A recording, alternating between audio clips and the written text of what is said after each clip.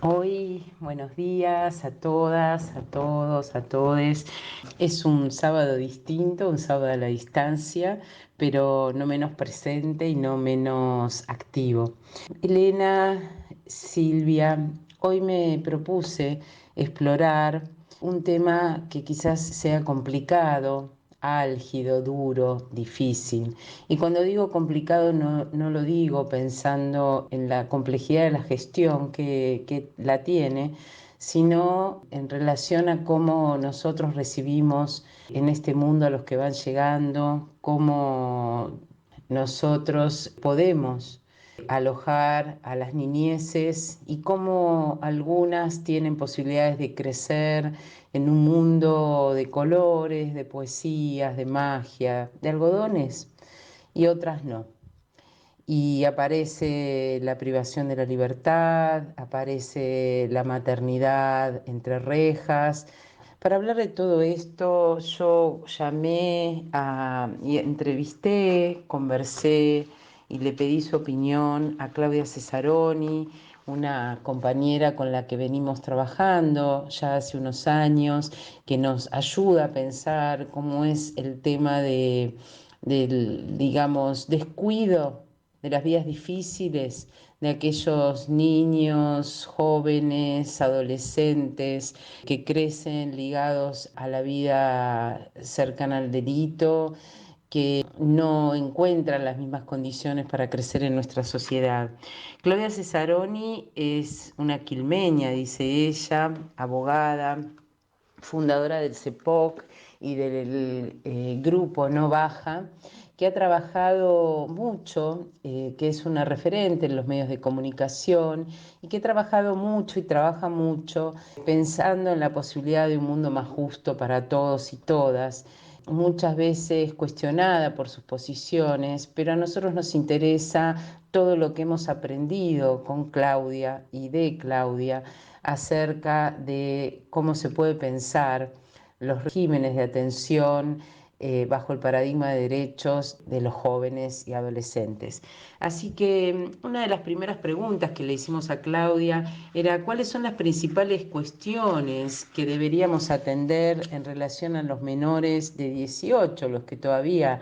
tienen el paraguas de la infancia privados de la libertad. Y Claudia nos decía: Los problemas de los y las adolescentes privados de libertad tienen que ver, por un lado, con las causas y las penas que sufren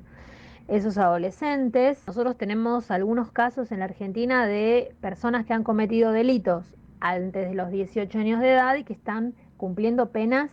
absolutamente desproporcionadas, ilegales, por ejemplo, de 34 años, de 27 años, de 24 años. Esos casos están denunciados por la Defensoría General de la Nación a la Comisión Interamericana de Derechos Humanos, pero mientras las burocracias estudian, esos jóvenes cumplen años, ya son hombres y siguen presos.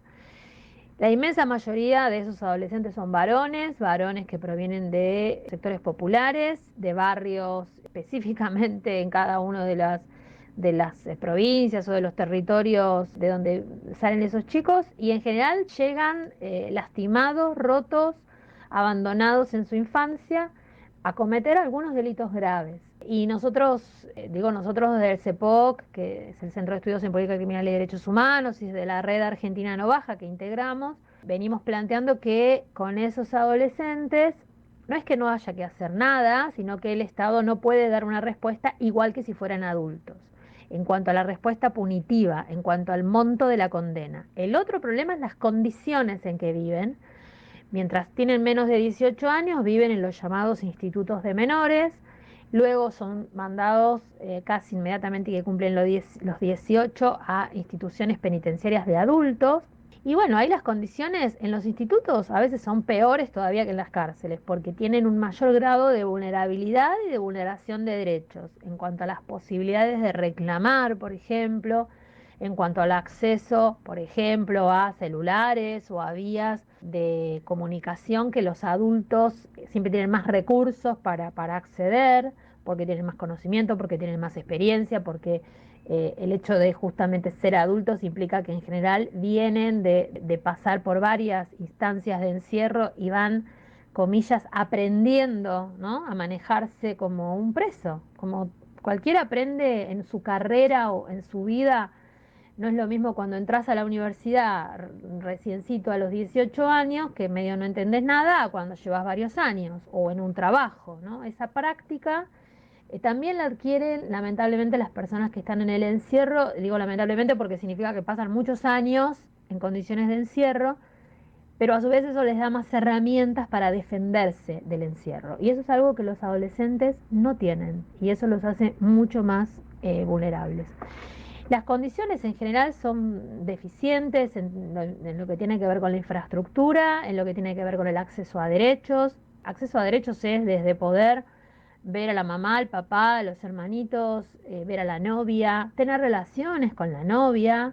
con el novio, hasta tener acceso a educación, talleres de actividades recreativas. Y muchas veces los chicos se pasan todo el día en lo que llaman un Zoom, un salón de usos múltiples, pegado frente a un televisor.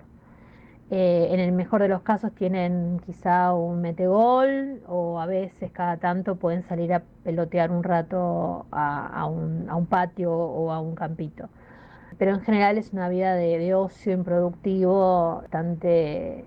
alejado de lo que uno piensa son los derechos de los adolescentes. También le preguntamos a Claudia cuál es la situación y cuál es la expectativa, lo que uno puede esperar de aquellos niños y niñas pequeños que crecen en contextos de privación de la libertad de sus mamás. En relación a este tema, sabemos de la complejidad, sabemos de la superposición de derechos, sabemos de las dificultades que encuentran esas mujeres jóvenes, a veces adolescentes, para poder garantizarles a sus hijos un acompañamiento en lo que sería su prisión domiciliaria, por las mismas condiciones que se reclaman para que ellas puedan tenerlas. Claudia nos decía. La situación de las mamás con sus hijos en la cárcel es un modo que se entiende útil, entre comillas, para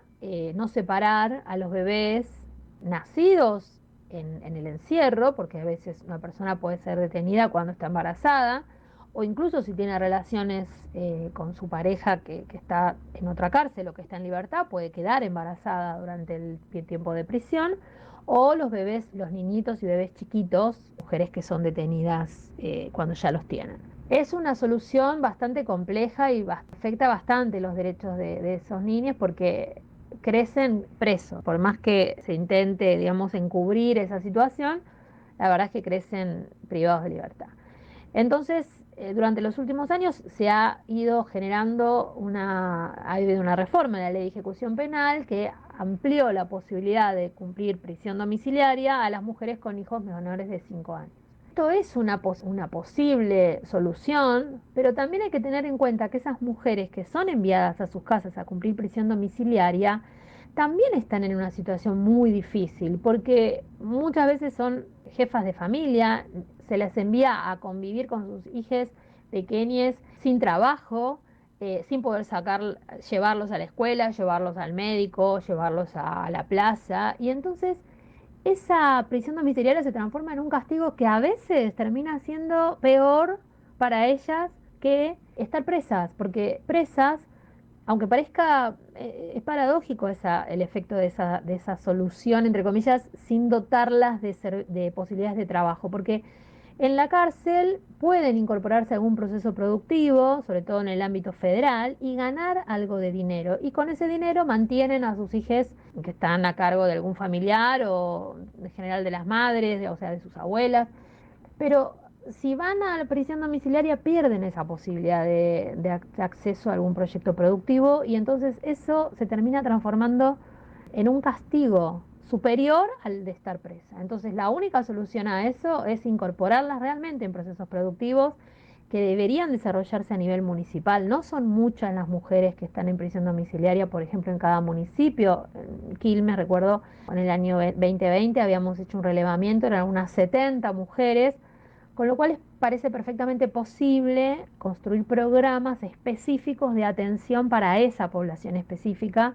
que las incorpore a procesos productivos que puedan desarrollar desde sus propias casas o consiguiendo autorización de sus juzgados para que puedan salir a trabajar estando en prisión domiciliaria. Y para terminar, y para conocer un poco acerca del tema, informarnos, tomar posición, se vienen las elecciones, quizás no sea un tema de agenda de este momento electoral, pero lo ha sido de otros, y cada vez que un joven adolescente comete delitos, el tema se impone nuevamente en los medios. Le preguntamos a Claudia qué proponen los colectivos como No Bajan, qué proponen quienes desde la perspectiva del paradigma de derechos creen que los adolescentes y jóvenes merecen una vida mejor y otras oportunidades. Y nos decía esto. Yo creo que todas las personas que estamos interesadas en los derechos de niñas, niños y adolescentes queremos que se desarrollen de la manera más plena posible. Queremos que sea real para ellos, tanto aquel principio de los años 50 que se enunciaba con tanta claridad en la consigna, los únicos privilegiados son los niños, como en lo que manda la Convención sobre los Derechos del Niño cuando dice que los niños tienen los mismos derechos que los adultos, más un plus de derechos por su condición de niños. Entonces, lo que queremos para nuestro pueblo es lo que queremos para nuestros niños y niñas y adolescentes, con un plus todavía, ¿no? Lo mismo que queremos para los nuestros, para cada uno de nuestros hijos, de los que parimos, los que son hijos de nuestros seres más cercanos, nuestros amigos. ¿Qué queremos? Bueno, que crezcan libres, que crezcan felices, que se alimenten bien, que tengan acceso a estudiar, que tengan acceso a la diversión, que disfruten de su infancia. Y eso en condiciones de pobreza es muy difícil, ¿no? Estamos hablando de algo que parece utópico. Estamos hablando de lo que parece utópico que un nene, una nena se levanten todos los días y se bañen con agua calentita, que no pasen frío, que coman rico, que vayan a la escuela y que la escuela esté linda, que tengan juguetes, que tengan una compu nueva, que tengan ropa nueva, que no tengan que usar la ropa donada, regalada o usada y que no tengan que trabajar hasta que tengan la edad suficiente para hacerlo. Y por supuesto que el sistema penal no los atrape de niños, sino que los deje crecer y que si cometen alguna situación que es dañosa para ellos o para otras personas, los aborde el sistema de protección de derechos y no la cárcel. Eso creo que es lo que sueño, lo que soñamos para nuestras infancias y adolescencias. Un tema complejo, una posibilidad de pensar las muchas injusticias que se cometen en nuestro país, donde la justicia tiene los ojos vendados, como decía Mariana Walsh, por momentos, donde la justicia es lenta, donde la justicia permite un fallo bochornoso, ¿no? Decíamos el otro día, donde un padre viola a su hija de 4 años y lo condenan a 3 años en suspenso y solo le piden que done 10 litros de leche durante un año. No estamos pensando en que recibimos a las infancias, a las niñeces, a las niñas, a los niños, a las niñes, con cuidado, con protección, con sensación de que con nosotros están seguros. Creo que hay muchos y muchos de ellos que crecen en medio de situaciones de violencia, donde el peligro está en quienes tienen que cuidarlos, una deuda pendiente, un tema para seguir pensando. Les dejo un abrazo fuerte y seguimos.